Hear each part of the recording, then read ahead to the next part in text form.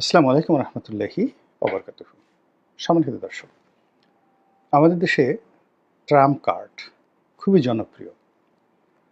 বিএনপির জমানাতে একবার শেখ হাসিনা ঘোষণা দিলেন, অর্থাৎ আব্দুল জলিল, শেখ হাসিনার যিনি সাধারণ সম্পাদক ছিলেন আব্দুল জলিল, তিনি একটা নির্দিষ্ট তারিখ ঘোষণা করে বিএনপিকে ট্রাম্প কার্ড দেখাবেন, এরকম একটা ঘোষণা দিলেন।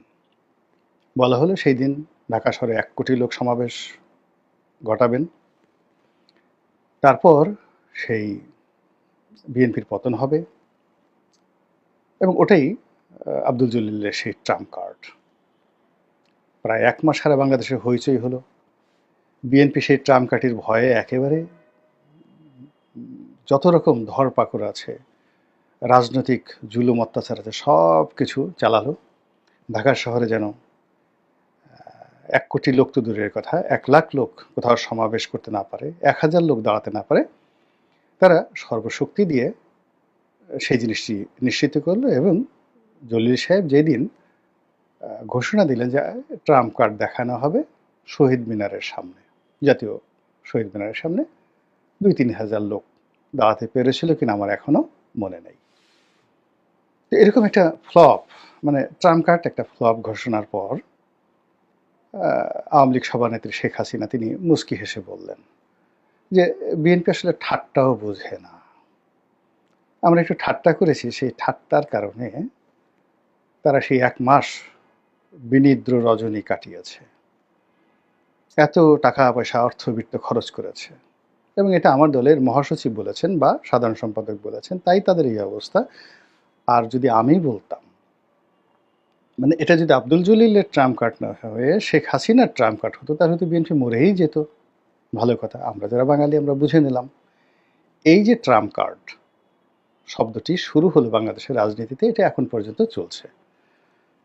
ট্রাম্প কার্ডটা যে কী আমি জানি না, আমরা বুঝি না, কিন্তু খুবই জনপ্রিয় একটা জিনিস। মনে হয় আশ্চর্য কিছু একটা হবে, মনে হয় মারণাস্ত্র জাতীয় কিছু একটা হবে, এবং মনে হয় যে এই কার্ডটি প্রদর্শন করার সঙ্গে সঙ্গে সব কিছু তছনছ হয়ে যাবে, খুলে যা সেম সেম, এরকম কিছু একটা।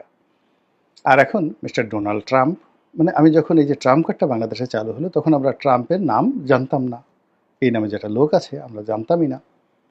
এখন সেই ডোনাল্ড ট্রাম্প আমেরিকার রাষ্ট্র ক্ষমতায়। তো কাজেই এখন যদি রাজনীতিতে ট্রাম্প কার্ড বলা হয়, তাহলে আমাদের যে প্রচলিত ধ্যান ধারণা, তার সঙ্গে আবার ট্রাম্পের যে ক্ষমতা, এটা দুটো যোগ হয়ে অতীতের ট্রাম্প কার্ডটা আরও বেশি শক্তিশালী হয়ে গেছে। দেশে যে অবস্থাটা হয়ে গেছে রাজনীতিতে,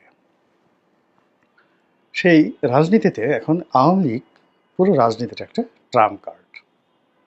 কাউকে ভয় দেখাতে হবে, ওই আওয়ামী লীগ আসছে। কাউকে অপদস্থ করতে হবে, ও আওয়ামী লীগ। কাউকে মামলায় ফাঁসাতে হবে, ও আওয়ামী লীগ করতো। কেউ ধর্ষণ করেছে, একসময় সে আওয়ামী লীগ করতো, এই জন্য সে ধর্ষণ করেছে। ভালো কথা।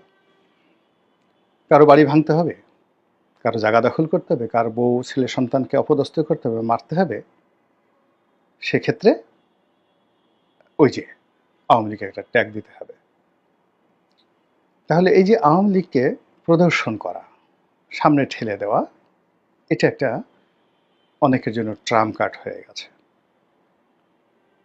যে কোনো লোককে এখন আপনি সরকারি কর্মকর্তা বলেন, বিচারক বলেন, সাংবিধানিক কর্মকর্তা বলেন, সাবেক আমলা বলেন, বুদ্ধিজীবী বলেন, তাকে যদি বলা হয় এই লোকটা আওয়ামী লীগ করতো, আওয়ামী লীগের দোসর, সঙ্গে সঙ্গে এটা তার মনে আতঙ্ক তৈরি হয়, আর প্রতিপক্ষ এটা একটা বিজয়ের হাতিয়ার। তো এই গেল কাউকে ট্যাগ দিয়ে অপদস্থ করে নিজে বিজয়ী হওয়ার জন্য এই আওয়ামী লীগ একটা ট্রাম্প কার্ড। 2 নম্বর হলো যে প্রতিপক্ষকে ভয় দেখানোর জন্য আওয়ামী লীগ আসবে, আওয়ামী লীগকে ঠেকাতে হবে, এবং আমরা যদি ঐক্যবদ্ধ না থাকি তাহলে আওয়ামী ফ্যাসিজম আবার চালু হবে। কাজেই আসুন আমরা ঐক্যবদ্ধ হই, আওয়ামী লীগকে মোকাবেলা করি, এবং যে আওয়ামী লীগ আমাদের এই সর্বনাশ করেছে তারা যেন এই বাংলার মাটিতে আবার দাঁড়াতে না পারে, সেইভাবে আমরা কিছু একটা করি। এবং এই কথা বলার সঙ্গে সঙ্গে, শোনার সঙ্গে সঙ্গে যারা প্রতিপক্ষ আছে তারা স্টপ হয়ে যায়। আওয়ামী ভয়ে তাদের অন্তরটা কেঁপে ওঠে এবং তারা একেবারে যেভাবে বিষধর ফনা তোলা সাপ মাথা নুইয়ে যাকে বলা হয় তাদের দিকে যায়, ঠিক ওইভাবে তারা সেখানে যায়, একদম মাথা নুয়ে পড়ে। এই গেল আওয়ামী লীগের ট্রাম্প কার্ড।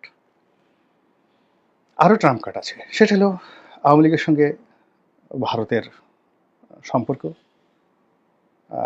দেশের টাকা পাচার আওয়ামী লীগ করেছে।